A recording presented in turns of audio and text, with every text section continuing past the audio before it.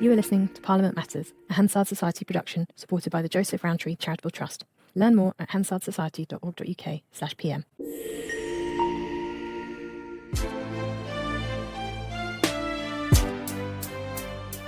Welcome to Parliament Matters, the podcast about the institution at the heart of our democracy, Parliament itself. I'm Ruth Fox. And I'm Mark Darcy. Coming up this week. No action for 7 months in government, now sound and fury in opposition. A withering select committee takedown of the Conservatives' response to systematic child abuse. No handbrake turn as Hilary Benn declines to invoke emergency rules on the EU's single market in Northern Ireland. And it's supposed to be the very model of a modern armed forces commissioner. It's inspired by the system in the German parliament, but is our version all it's cracked up to be.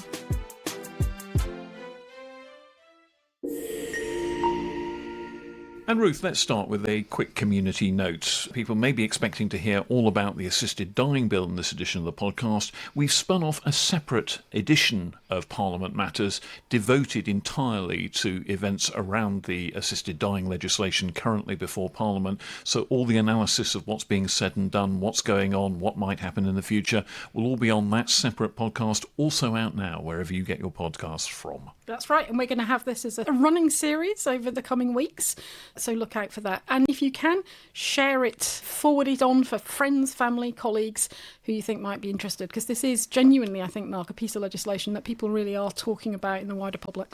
Absolutely. But Ruth, one of the big events this week in Parliament has been an absolutely stunning Select Committee hearing, the Home Affairs Committee, talking to Alexis Jay, who chaired the big public inquiry into systematic child abuse that we were discussing in last week's pod. Mm-hmm. This week she was in front of the committee and she gave a pretty damning verdict on the way the recommendations of her inquiry were handled by the previous Conservative government when they came out in 2022. Essentially, she said they did very little about it, to the point where she and colleagues eventually wrote a letter to the Times complaining that nothing had been done, at which point she got a telling off from a government special advisor.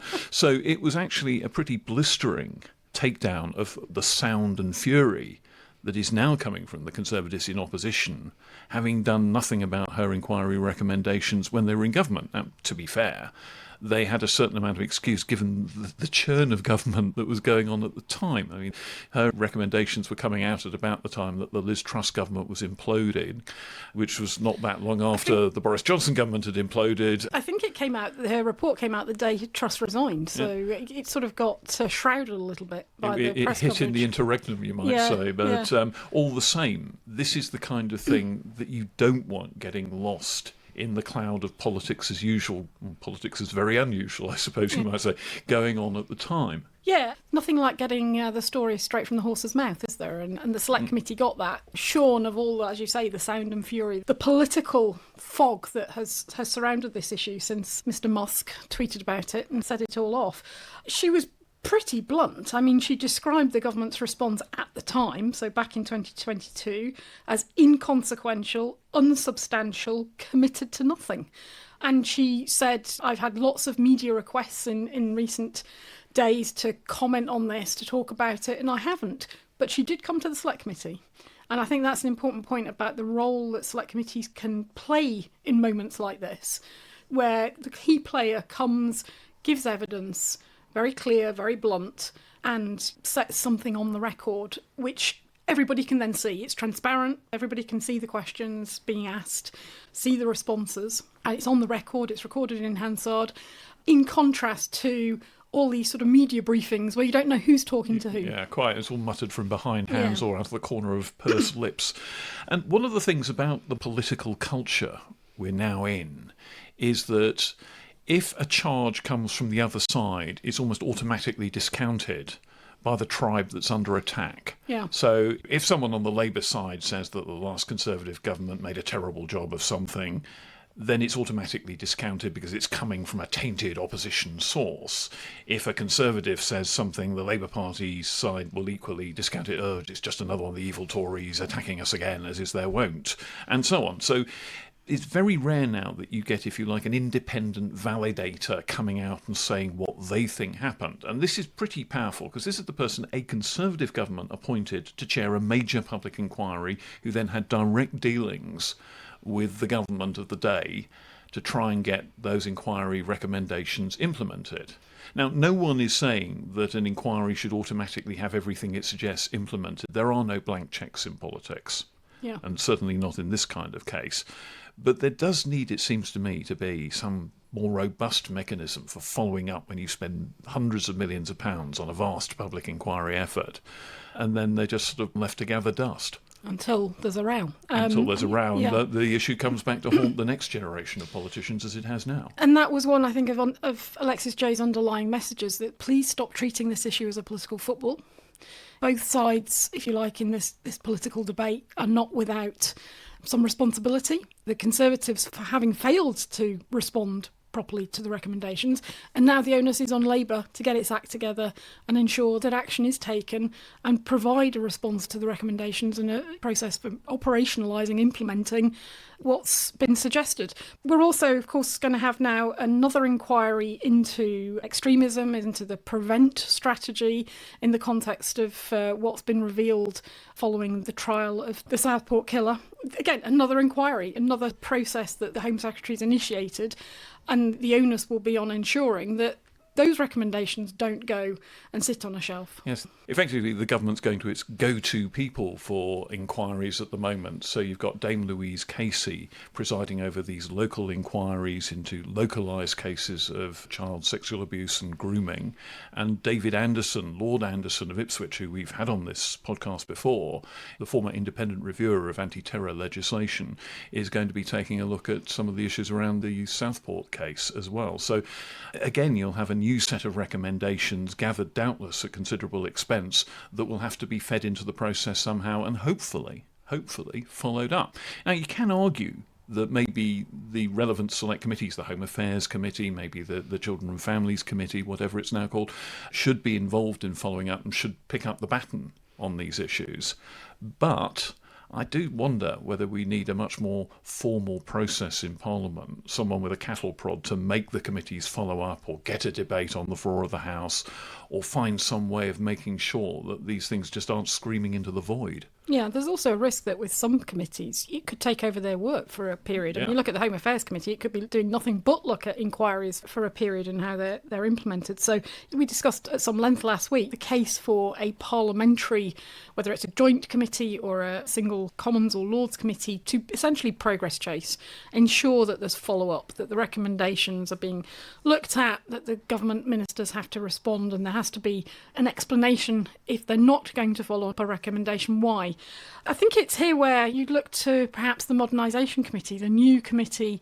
It's going to have quite a wide remit established by the Leader of the House of Commons. It's going to look at parliamentary standards. It's going to look at the rules around second jobs and things. But it's also got a remit in relation to the working practices of the House and parliamentary procedures and structures. So they've accepted evidence prior to Christmas about what people think it should focus on. It hasn't yet published its evidence, so looking out for that at the moment. I'm keen to guess what the suggestions actually are. Yeah, and we've submitted evidence. Won't surprise anybody that number one in our list is reform of delegated legislation. There are other things. Go, Ruth. But one of the areas we do pick up is filling this, what we call the strategic gaps in scrutiny. And this is one of them. And I wish I'd actually, in light of what we've talked about in recent days, we probably should have put this a little bit higher up. But there is a case for the Modernisation Committee to perhaps look at reviewing the Select Committee structure and thinking about where it can fill those gaps, and public inquiry follow-up would be one of them. But going back to what Alexis Jay had to tell the Home Affairs Committee, first of all, it was fantastically powerful. Mm-hmm. And secondly, I think her appeal to stop using this as a political football is something that really ought to be listened to in the House of Commons, because I'm not sure that anything is served by having the two parties screaming at one another across the divide of the Commons chamber about who's most culpable in child abuse cases. For heaven's sake, it's more serious than that.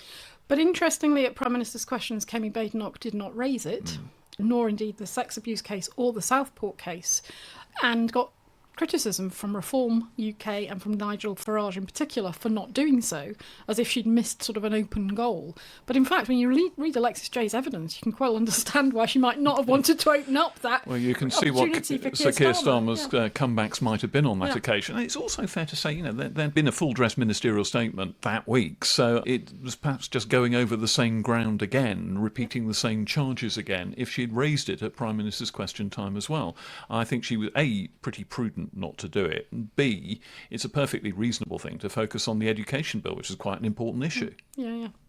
Well, Mark, should we leave it there and perhaps come back in a couple of minutes, have a bit of a breather, come back and talk about some other areas of strategic scrutiny that needs to be undertaken, particularly in relation to the EU, and what's been happening in Northern Ireland.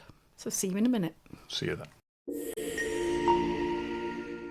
And we're back. And Ruth, one of the issues that we were talking about just before the break was the strategic gaps in what Parliament scrutinises and how effectively it does it. And at the moment, the Commons is in the process of getting rid of the sifting committee that used to look at Brexit measures under the terms of the European Withdrawal Act. It was one of the things MPs insisted be built in so that they could keep a track of vital Brexit-related secondary legislation in a way that you doubtless approve of greatly. That's going. Already gone is the old European Scrutiny Committee, which for what seemed like decades Sir Bill Cash presided over in Parliament. That select committee was abolished at the start of this Parliament. So there's now no organ of Parliament that directly looks at Brexit-related secondary legislation. Individual select committees can, if they like, decide to focus on particular items of legislation, and the one that's most likely to do that, of course, is the Northern Ireland Select Committee, because the single market still operates in Northern Ireland to keep the border open with the Republic of Ireland. So there's a very complicated situation there, piled on top of which is the role that the Northern Ireland Assembly now has under what are called the emergency brake regulations, where they can trigger scrutiny of single market legislation that they don't like the look of. So there's a very elaborate process there. Yes, so essentially, as you say, Northern Ireland is still in the EU single market for goods. The rest of the UK is not. And as the EU updates its rule book, and indeed as the UK does, there is this significant risk that over time the operation of that border will become more complicated because we'll all be doing different things, different standards. And the solution at one level is for the UK to align with EU rules that apply in Northern Ireland. Keep things simple. But from the Northern Ireland perspective, the Unionist parties, they fear that that situation is being used to effectively subject the UK to EU rules by the back door. And under the Windsor Framework, if you remember back in the day of Rishi Sunak negotiated the Windsor Framework to try and resolve some of the problems in the post-Brexit trading arrangements in Northern Ireland. And there was this much heralded, powerful new democratic safeguard, which was essentially to give Stormont politicians in the Northern Ireland Assembly, a say before any amended EU rules come into effect in Northern Ireland. And under this democratic safeguard, if 30 members of the Northern Ireland Assembly from at least two parties have concerns about an EU regulation, they can notify the British government of their wish that the emergency brake on EU law is pulled. So effectively, they want to stop its application in Northern Ireland. Now, just before Christmas, 36 members of the Assembly, all Unionists, pulled the brake on the application of the, now get this, the Chemical Classification, Labelling and Packaging Regulation, which might sound quite anodyne, packaging regulation, but actually critical to trading arrangements and obviously movement of chemicals from country to country and the ability to import your chemicals, absolutely critical to so many areas of life. So really important regulations. So the Speaker of the Northern Ireland Assembly just before Christmas wrote to Hilary Benn, the Secretary of State for Northern Ireland, and said the requisite number of members of my Assembly have pulled the brake and you need to look at this. And Hilary Benn has spent the interim doing so, and he has concluded that in fact the conditions for the brake have not been met. So he's written back a very lengthy, detailed letter to the Assembly members and said so no. What would have happened if the brake had been pulled? Does the Assembly then get to veto those regulations? How does it work? No. Essentially, you would end up in a situation where Hilary Benn would have to go to the UK-EU joint committee that's been set up, or this sort of elaborate bureaucracy that's been set up to facilitate negotiations in areas where there is disagreement between us and the EU. The UK would have to put the case as to why they thought that these regulations were problematic. The EU would have to consider whether they thought the UK's case was valid or not. If they did, you could try and negotiate a solution. If they didn't, they could reject it. And essentially, the UK would then have to decide what to do. I mean, the new laws wouldn't apply while the discussions were going on. So there'd be a period, a hiatus, if you like. Yeah, but essentially, we haven't got to that brink yet. No, it's not been tested. So we don't exactly know what will play out. I mean, the British government doesn't have to agree to adopt the law. The Northern Ireland Assembly could pass a motion to say, we don't want this to apply. It needs cross-community support because of the particular circumstances in Northern Ireland where cross-community agreement is needed for so much. This is what's known as apparently an applicability motion. If no applicability motion is passed, there's no cross-community support on this. And remember, the brake was only pulled by Unionist politicians. The UK government can agree that the law applies if there are exceptional circumstances, or the law wouldn't create a new regulatory border between Great Britain and Northern Ireland. If UK decided, actually, no, we're not going to apply this, we think Northern Ireland's right, this is a real problem for us, can't reach agreement with the EU, the UK government can say we're not going to have this applied in Northern Ireland, but then it's open to the EU to take what are described as appropriate remedial measures.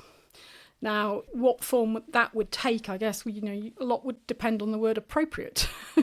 But what you would essentially end up in a situation is, retaliatory measures, potentially.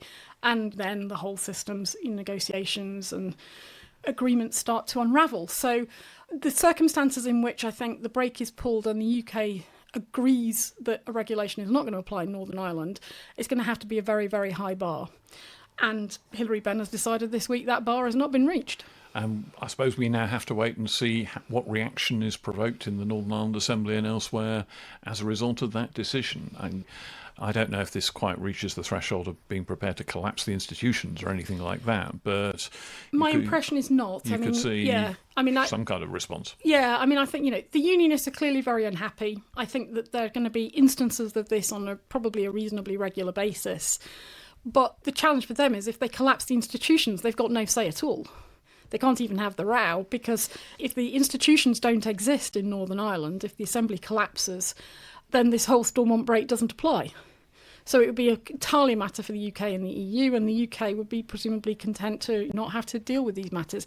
So you can see a scenario in which the Unionist politicians pick and choose the regulations most pertinent to their community, where they're most concerned about the democratic questions, whether or not this is upsetting the delicate balance, whether there's genuine risks to trade arrangements.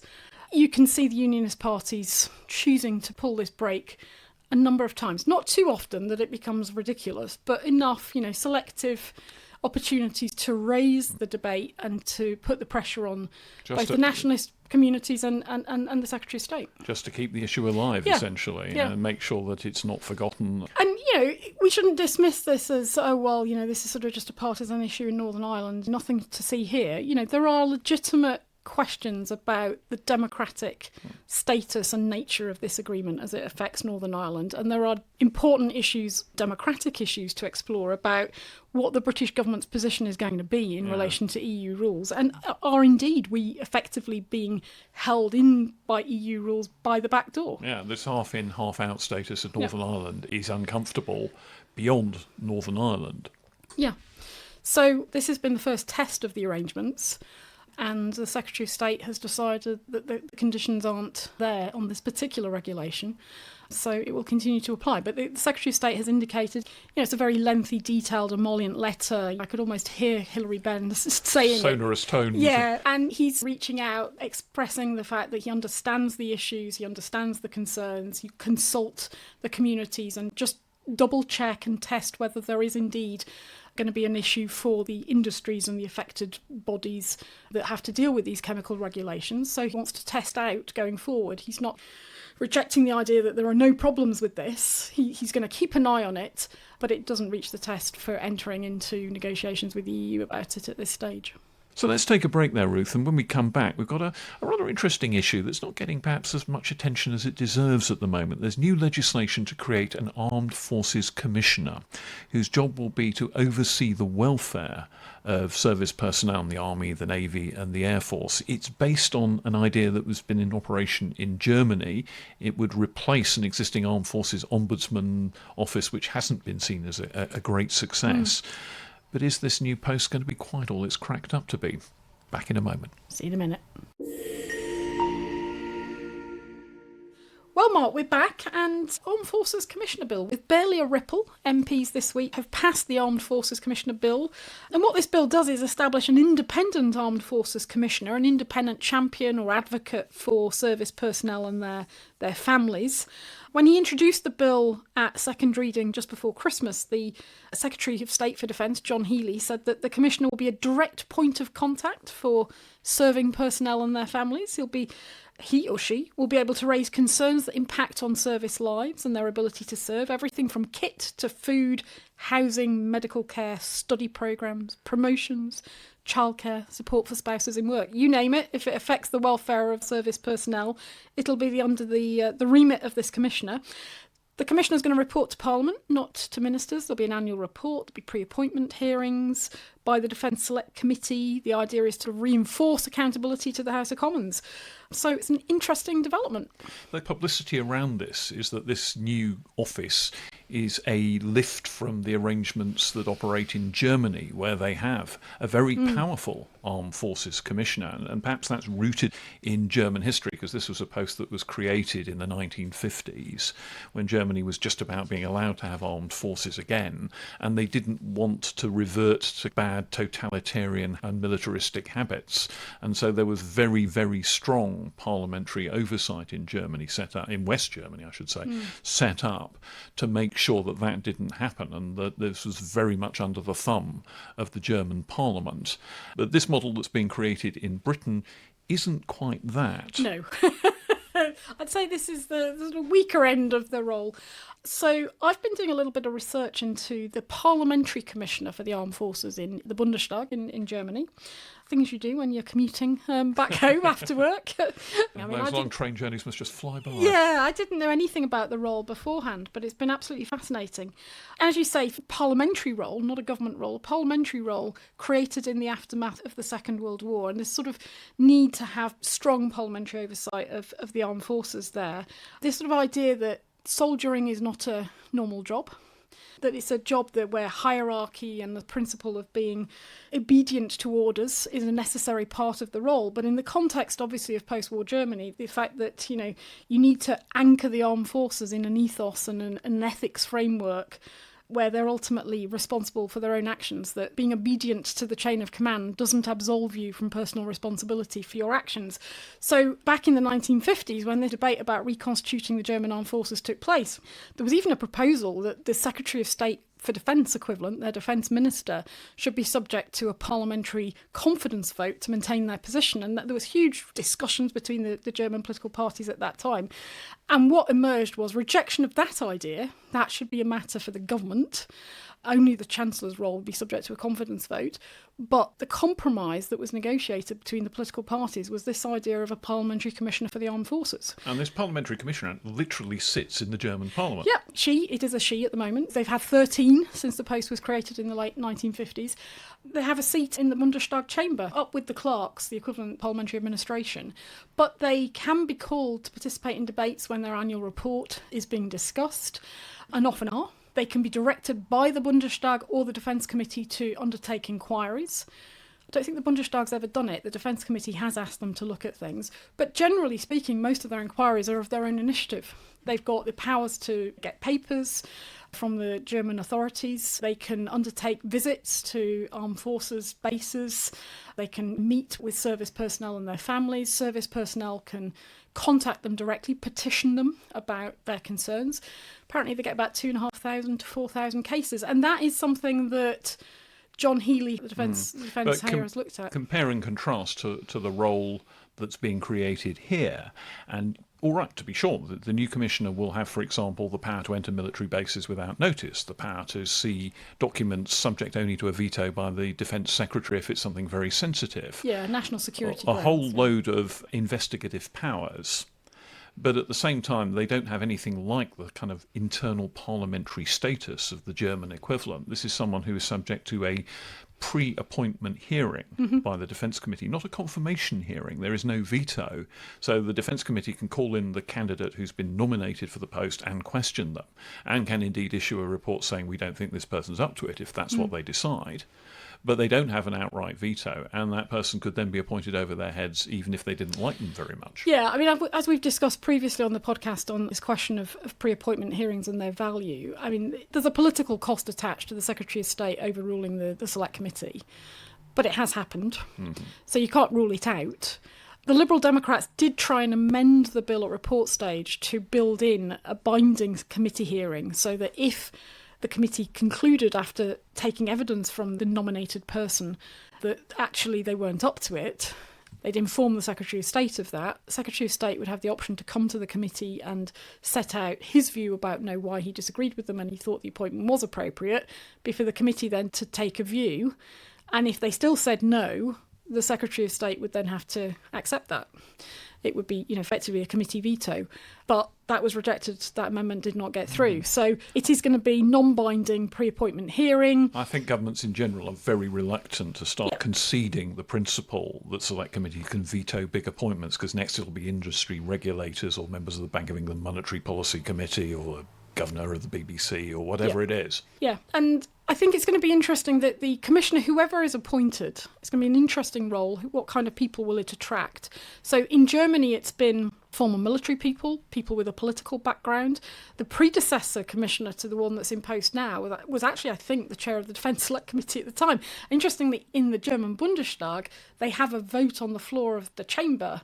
Any German citizen over the age of, I think it's 35, can put themselves forward to be a candidate.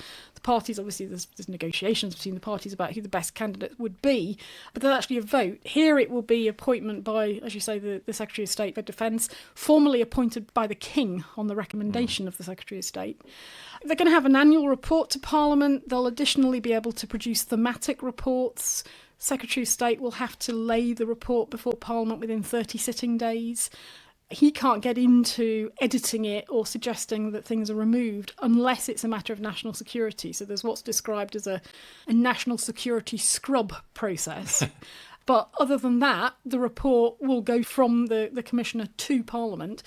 And then it will be, I guess, with the Defence Select Committee it'll become a normal part of their parliamentary calendar of scrutiny to look at that.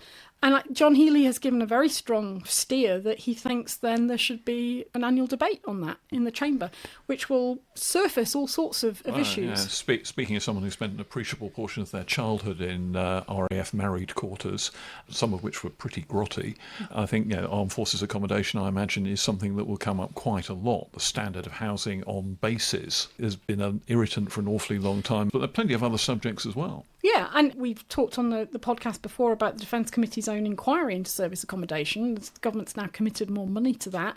So there'll be a kind of monitoring role. Are they meeting the requirements to improve accommodation?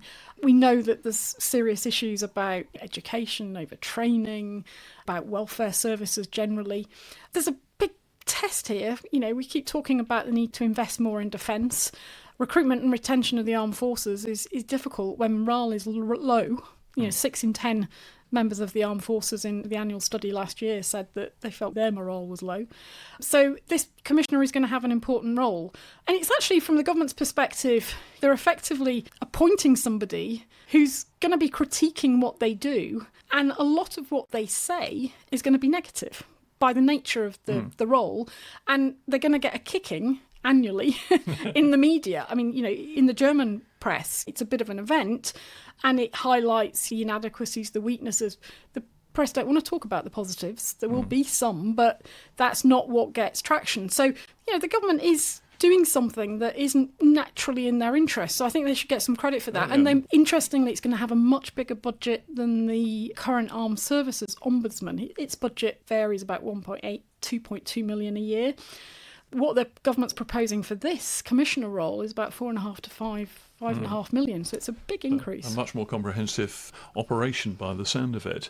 And previously, the way that Parliament got its teeth into these issues was on a slightly longer cycle with the 5-yearly Armed Forces Acts that Parliament's required to pass. And that's a system that replaced the previous one of annual Army Acts, where every year, it was a legacy of the Civil War and James II and monarchical tyranny, that Parliament wanted to make sure it had its thumb very firmly on the armed forces of the day in the 17th century. And so every year they had to renew the funding for the armed forces and indeed the legal structure for the armed forces. And that turned after the Second World War into a 5-yearly system. The architect was a chap called Colonel George Whig. He was a slightly shadowy figure in the days of Harold Wilson's leadership of the Labour Party and his premiership. And Colonel Whig was the person who devised the system of having 5-yearly acts. And it did give an opportunity to look at issues and give MPs the chance to raise, for example, problems with service accommodation and all sorts of other kind of domestic issues outside the disciplinary chain of command. Yeah, and in a sense, this solution, if you like, to the problem of how do you deal with the problems of welfare and of armed services personnel, it's been long running. I mean, we've had lots of other select committee inquiries. We've had the Defence Select Committee in 2021 looking at bullying and harassment of women in the armed forces, which found astonishingly 62% had experienced it. It's a pretty shocking report. There's been reports into bullying in the armed services. So these kinds of things have been running for a while, and there hasn't been a solution that has worked. And I think it goes back a little bit to the approach of we were talking about earlier about inquiries and implementing recommendations, following up. But it's also about the powers to investigate. And this is Labour's solution, that whereas the previous Conservative government had said no, the model of armed services federations, one for each of the armed forces, was the model. There's going to be a Veterans Commissioner. They haven't yet appointed that. There's the Army Covenant. There's all these sort of mechanisms, but it's not sort of joined up. None of it's worked. The Ombudsman hasn't worked. So this is a beefed up approach. It's got a history. You can see it. Private members' bills back in previous Parliament brought in by the SNP proposed setting up something not dissimilar. So Labour's taken the German model, adapted it. Interestingly, the Commissioner is going to have a role in improving public understanding of these welfare issues as well. So it'll be interesting to see what form that takes. Well, that could be quite important as well. But looking back to the fairly devastating report a few years ago by a subcommittee of the Defence Select Committee, it was chaired by Sarah Atherton, who's a former service personnel herself. She produced this absolutely devastating report on sexual harassment in the armed forces. And that may be one of the things that the Commissioner can really help on. Yeah, I think it was I can't remember whether it was the second reading debate or the report stage debate this week. It was either the Secretary of State or the Veterans Minister, Luke Pollard, said that report should be on everybody's bedside table for reading. Yeah. It's pretty devastating. Yeah, in fact, on the basis of that report, I think Sarah Atherton would be an extremely smart appointment for the job of Commissioner. I mean, she was very, very, very briefly a minister in the short-lived Liz Truss administration. A month, I think. Yeah, I'm a bit surprised they didn't keep her in office, actually, when Rishi Sunak came in. But she was very briefly a minister. She's got the Select Committee experience, and, of course, she is a services veteran. She's out of Parliament now, so she'd be free to do it. She advertises her position as an armed forces and veterans campaigner.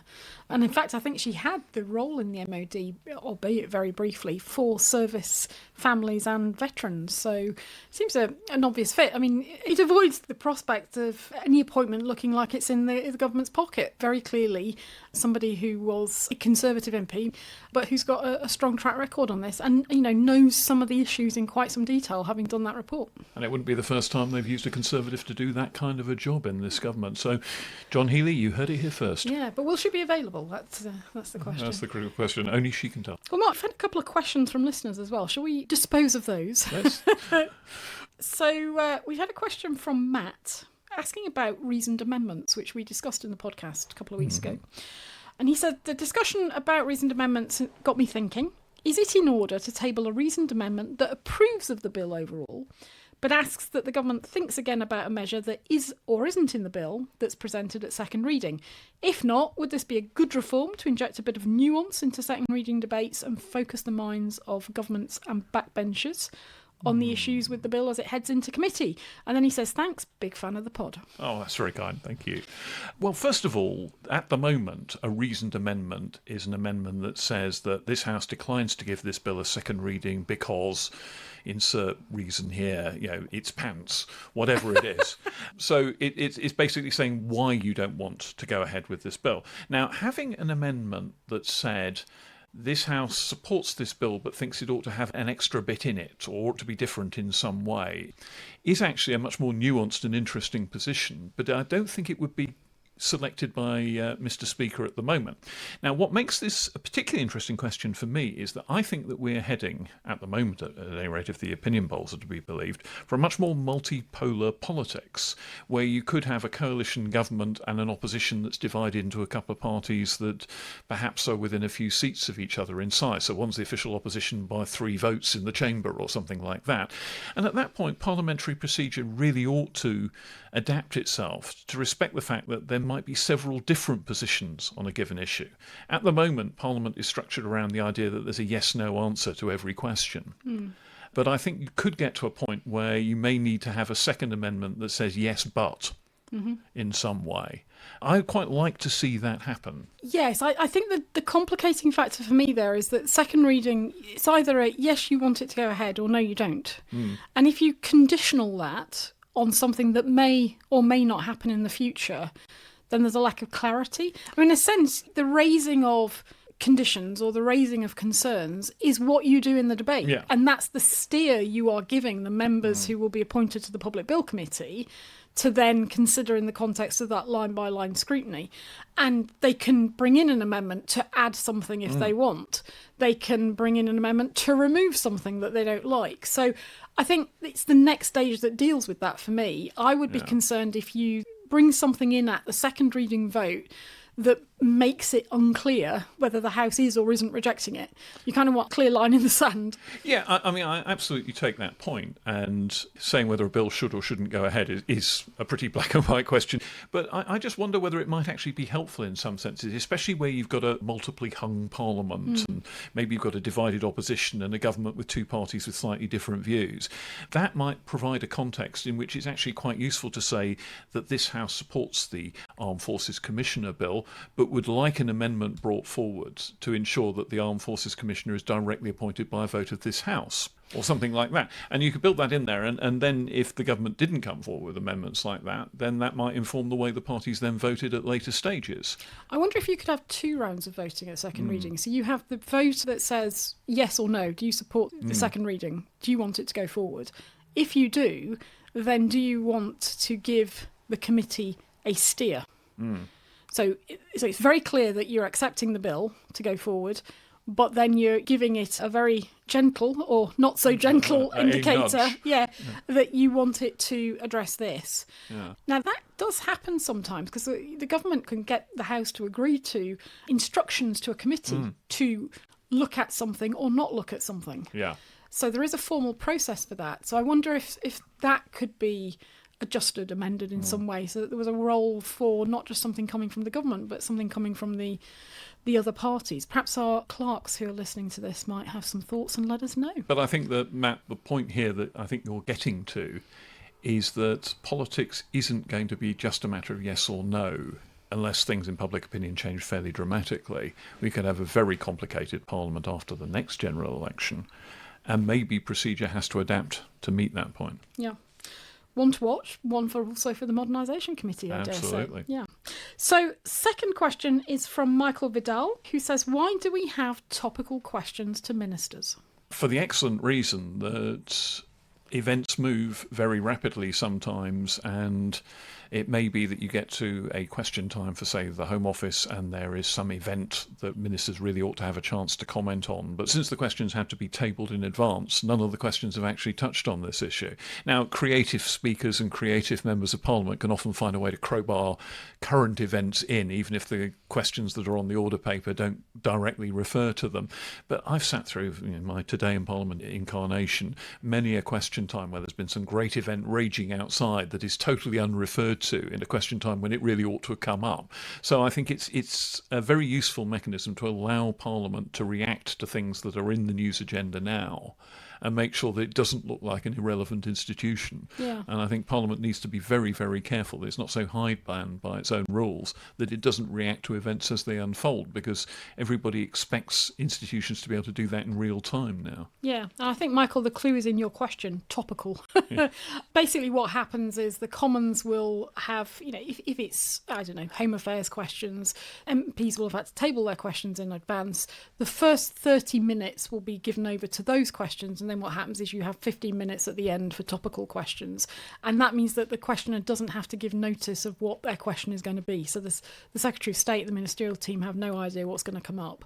So that ensures, as you say, that topical matters can be addressed, can be about anything in the minister's remit. In the House of Lords, it's slightly different. So they have question time every day for 40 minutes. It's usually 4 questions for about 10 minutes each. And one of those 4 questions is given over to topicality, and they're usually drawn in a ballot 24 to 48 hours beforehand. And so that's how they do it. And Lord's question time can sometimes be a lot more informative than the Commons ones. Yeah. Precisely for that reason, there's a lot more flexibility within to ask about almost anything. And they're also slightly longer, Yeah. So the discussion breathes a little bit more. There's a lot more to and fro. Yeah. Well, Mark, with that, I think we'll have to draw it to a close for this week. But just a reminder that there's a special dedicated edition of Parliament Matters, a kind of mini-pod, dealing with all issues relating to the assisted dying legislation currently before MPs. So that'll be with your podcast provider now, so take a look. And with that, Rob, see you next week. See you then. Bye-bye. Bye. Parliament Matters is produced by the Hansard Society and supported by the Joseph Rowntree Charitable Trust. For more information, visit hansardsociety.org.uk/pm or find us on social media at Hansard Society.